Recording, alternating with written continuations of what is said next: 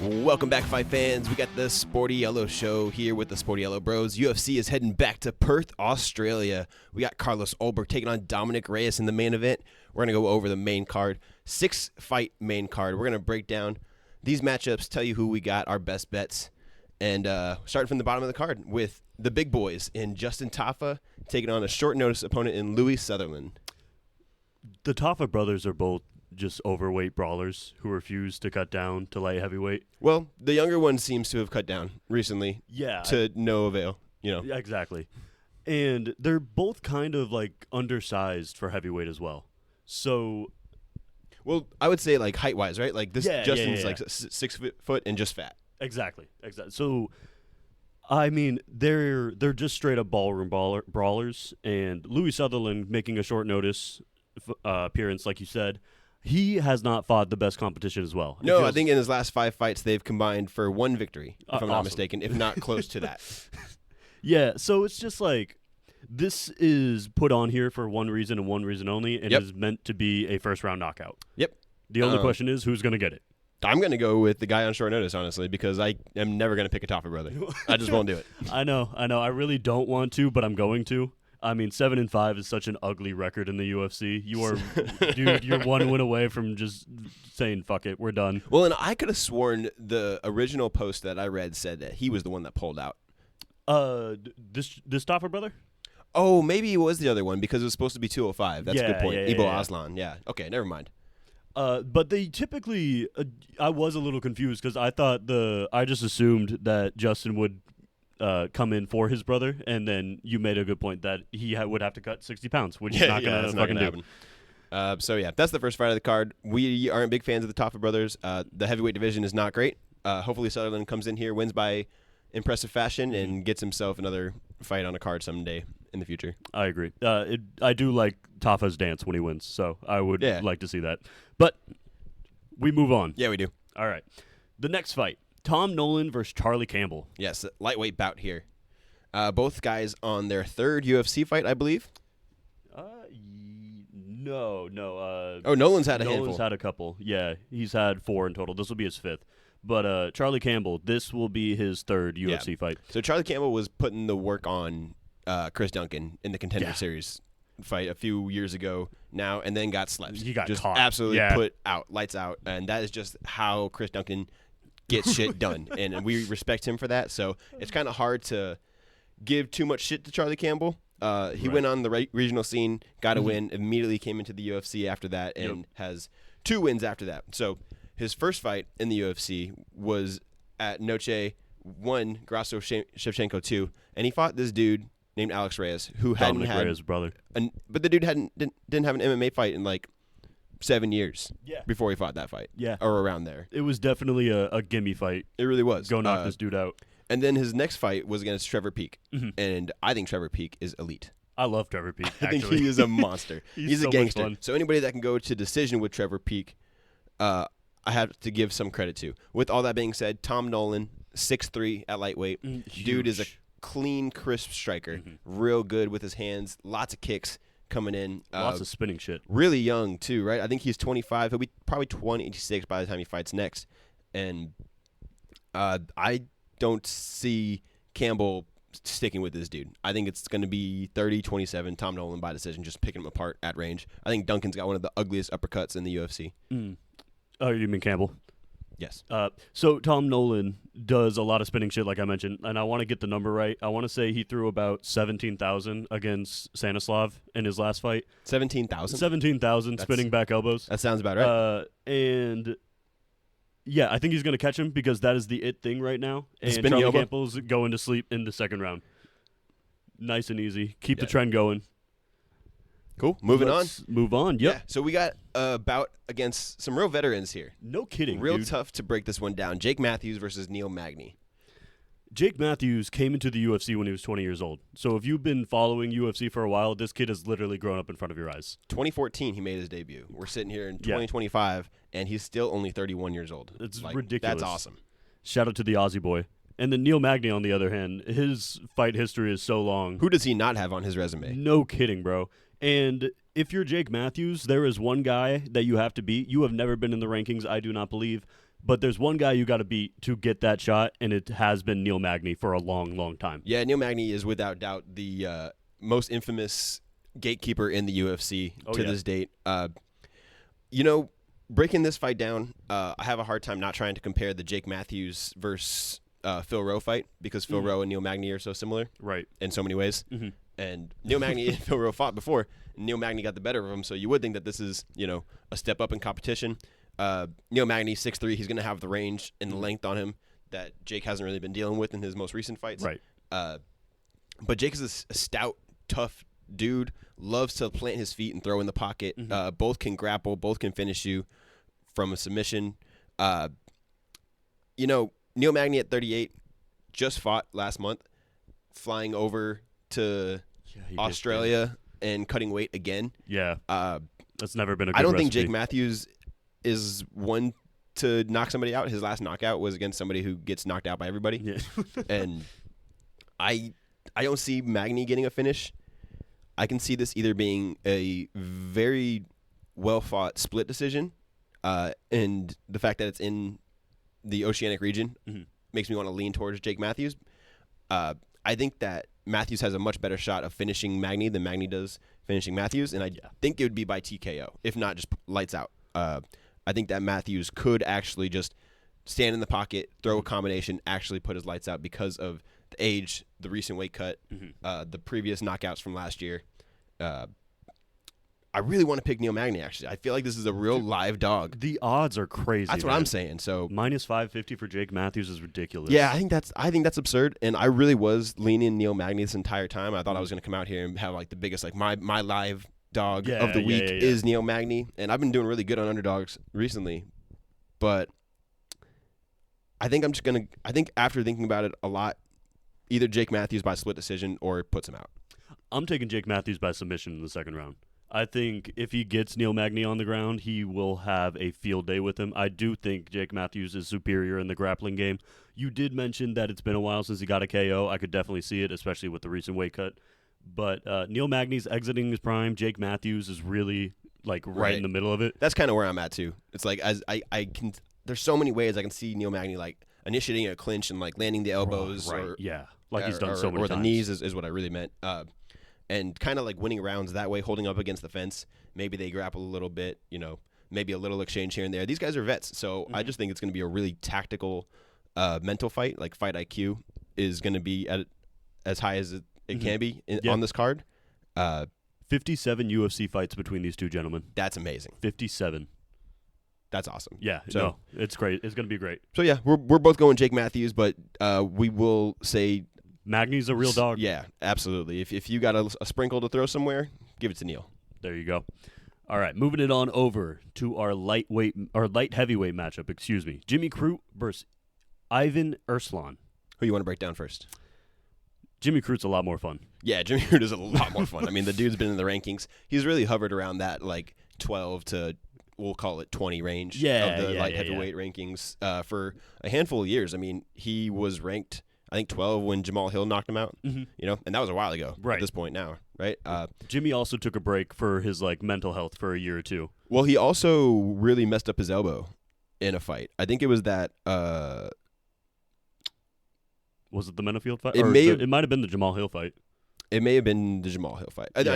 Whatever it was. I know he took some time off for injury, if he took some time off for mental health. Yeah. If you ask me, when I've seen his most recent bouts, he looks like he's been putting on some weight and not the good kind. Yeah, no, I agree with that. You know what I'm saying? He's looking a little chunkier. Maybe he is like really struggling with some stuff, and that could be like a little bit of alcohol weight added on, and maybe a little bit of like man, like I put my whole life into this fight game, like I barely make any money doing it, and with his recent loss to Alonzo Menafield, Jamal Hill, Anthony Smith, that streak, I know that really streak is like real derailed ugly. his career. I mean, he's still young. Dude's 29 years old. A good grappler, like not afraid to scrap on the feet. Like the fact that he went toe-to-toe with Alonzo Menafield for 3 rounds and then signed on the dotted line again to fight that dude, I think that's insane. Like really rude of the UFC to ask somebody to fight Menafield twice. Like that's just a terrifying human being. He's so big. He's so scary as far as just like that power that he can possess. Right. Rodolfo Bellato fight was meh. I thought he won that, but yeah. Bellator's on this card as well, facing another Oceanic dude. He's a little bitch. That's what he is. Yeah.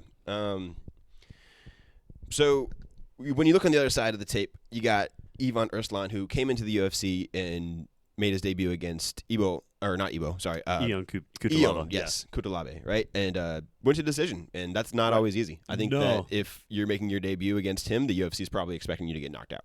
That guy's a dog, but Ivan himself is just so whatever. He's so boxing heavy, and he's just a headhunter. You know exactly what you're going to get when you get in there. 1-1 with his submission win-loss. So I think if Jimmy Crute gets him on the ground, it's going to be like a fish out of water, and he's going to swallow him. Yeah, I do think that Jimmy ends up subbing him. I mean, if you look at his ESPN stats, it says that his takedown average per round is 4.2. That's kind of crazy. And with a takedown he's landing rate half of 50%. them. Yeah. Right? So that's pretty solid. And throwing up 2 subs per 15 minutes. Yeah, exactly. I got Jimmy Crute by sub, and I think that Erslan gets cut. I'm right there with you, and definitely cut his ass. You're going to go 0-3 to start your UFC career, and you put on 0 fun fights. Yeah, we appreciate you for, being signing up. All right.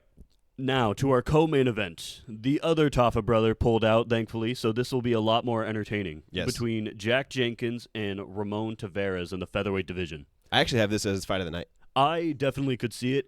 Mine would have been this or the Tom Nolan fight. I think those boys are going to scrap. Yeah, that's a good point. But Jack Jenkins has been known to be this mercenary when it comes to the leg kicks. Yeah, insane. Like, didn't he say that the doctors told him he's got, like, unreal bones? Yeah, so he's broken, and I might get this number wrong, but I want to say he's broken 5 opponents' tibias in his, not his UFC career, but his MMA career.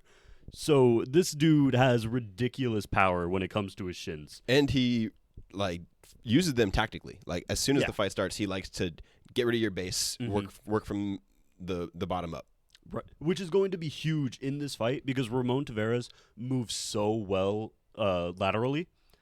And if you can take away his movement and make him a sitting duck, now you're in real trouble. Well, he's also a southpaw, right? And so a lot of times guys are they just refuse to switch stances. Right. So they'll just get that leg beat up, and then they're just like, I guess this is me now. Yep. I'm just going to hop forward, and I can't switch stance because I don't know how to throw with my right hand. I could see Jack really beating him up that way. I think Tavares is a fun scrapper. I think that absolutely he's not an easy out. I think that his debut was actually, or not necessarily his debut, but his last fight against Davey Grant. I mean, Davey Grant's just an unk that's going to win against this level of competition. So he's tough. And the fight before that against City, that fight was a whole lot of fun. I don't know if you went back and watched that, but man, those boys were scrapping.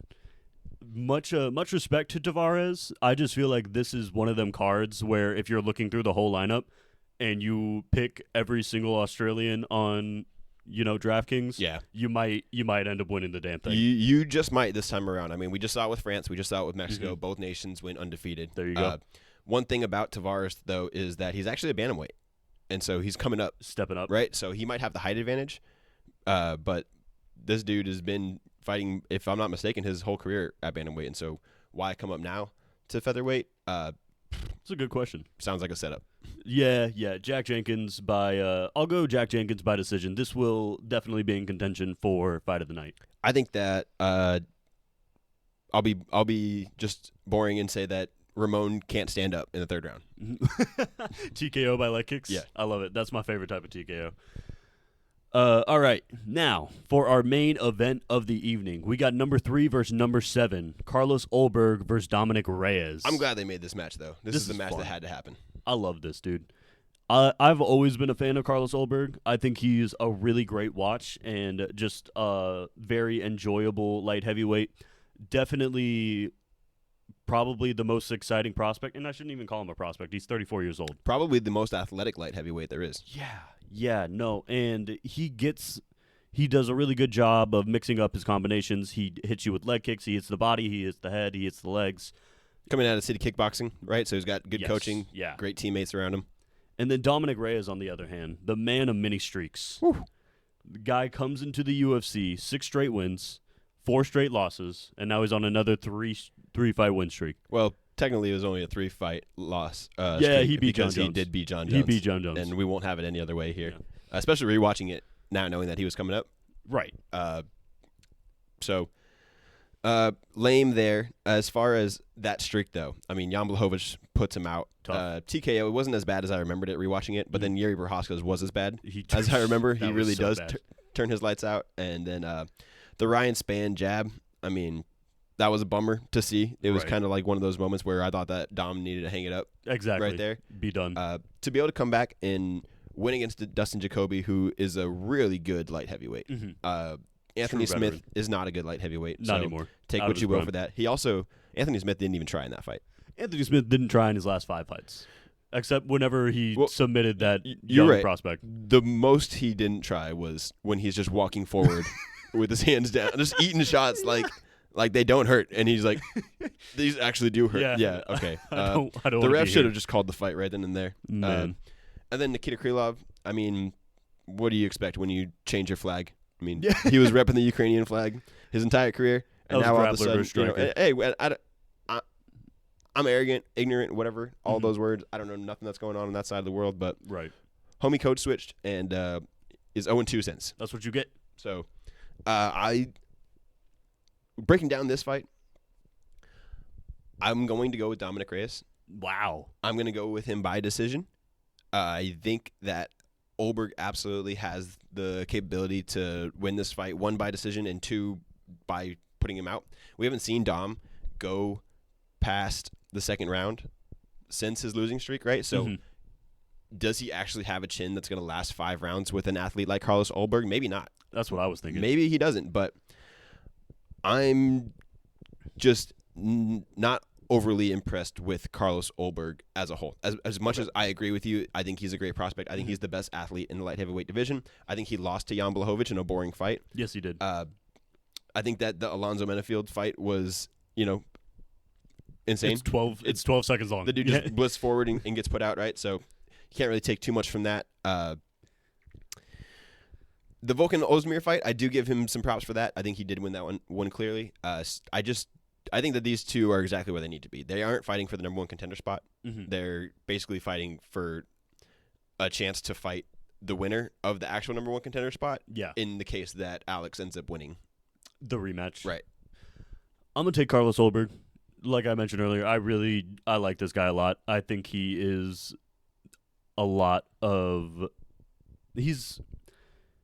he's very good at setting his opponents up for that KO shot.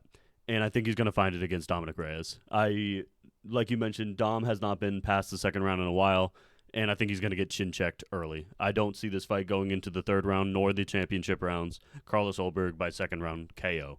Yeah, I can see it. I definitely can. I think my heart is just hoping it doesn't happen. You know what I'm saying? I hear you. I would love to see Dominic Reyes continue his wonderful streak back up to the top. It would be a lot of fun if he revived his career like we are hoping. I just don't see it in this fight, but I hope he sticks around a little bit longer and becomes a gatekeeper in a sense for this light heavyweight division. I also kind of feel like Ulberg may have gotten a little bit of special treatment just coming from the Adesanya gym. Maybe, right? Maybe for sure. If you look at the matchups he's had, they're very favorable for him style-wise. Really, he should have beat Kennedy in Nchekwu in his debut, too. He was winning that fight all 2.5 rounds and then just gassed out and got caught and put away. Some growing pains. These are 2 grown-ass men with hella experience. I'm going to say the main event spotlight in your area with, you talk about people that have to host. It's not always as easy as people make it out to seem. Sure, you get the home field advantage, but at the same time, you got everybody that you've ever known and their mother reaching out to you for tickets and whatnot. And, that's a lot of pressure. You're trying to cut weight and you're trying to focus on your opponent. And the main event is a big deal. Dom's been in these types of fights before. So, big underdog. I'm going with Dom. By decision. I could totally see him getting slept. That's how I'm saying. These are 2... At the end of the day, it's 2 grown men getting half naked and fist fighting each other in a cage. There's... Anything can happen. And I know. We love it. And when the ladies do it, we are so sad. Turn that shit off. But I did want to give a quick shout-out to Cam Rouston. He is on the undercard of this fight. The second Dana White Contender Series winner this year that is going to be making his debut. That's right. He is also a underdog as well. I would sprinkle a little bit of money on him if you can. He's going up against Andre Petrosky, so that it is a tough fight. It's a tough fight. Andre is low-key like 8-3 in the UFC. He's dude. He's a legitimate Middle? Wait. It is middle prospect? I want to say, like, he's right there to getting a fight that could send him into the rankings. Well, I don't think anyone's ever going to forget when he came out with that cheetah print haircut and got knocked out by a hip. I think he could have been winning that fight too. It was really weird. So he could be 9-2. Alas, he is not. With that being said, shall we wrap it up? Yeah, I was thinking. I kind of wanted to just touch on the Charles Oliveira fight falling out. Yeah. I saw he came out today and was saying, like, don't believe like all these internet gangsters out here being like, oh, I'm ready to fight. I'm gonna put my name in the bucket. Charles came out and said UFC's calling and everyone's saying no for one reason or another. Mm-hmm. Charles is like doubled down. He's like, I'm the one who said I want to be on this card. Like, I want to fight. Right. Everyone's saying they can't make weight. BSD would have been a sick replacement, but it doesn't sound like that's going down. A little too soon for him. Yeah, I think that he probably was, in victory mode, right? Like, I just won I won a huge fight for me. Let's go celebrate. Yeah, celebrate croissants, snails, whatever they eat there. Gamrot came out and said that he would take the fight, which I hope doesn't happen because Gamrot is lame as fuck and we hate him. Yeah, but it would be cool if he did take it and lose. But that would be great. Again, Charles is saying that everybody that's coming out is full of shit. So good. No Gamrot. Feel bad because this Fiziev Charles Oliveira fight would have been a lot of fun. It would have been fireworks from beginning to end, however long that it would have lasted. Definitely wasn't going to decision, I'll tell you that. But now we'll never know. It was not. It would not have. Yeah, and we will never know. We wrap it up? Yep. All right. This has been the Sportiello Show with the Sportiello Bros. Thank you guys for sticking around. We will see you guys later this week with our Week 4 NFL predictions and breaking down or recapping this card. With that being said, see y'all next time.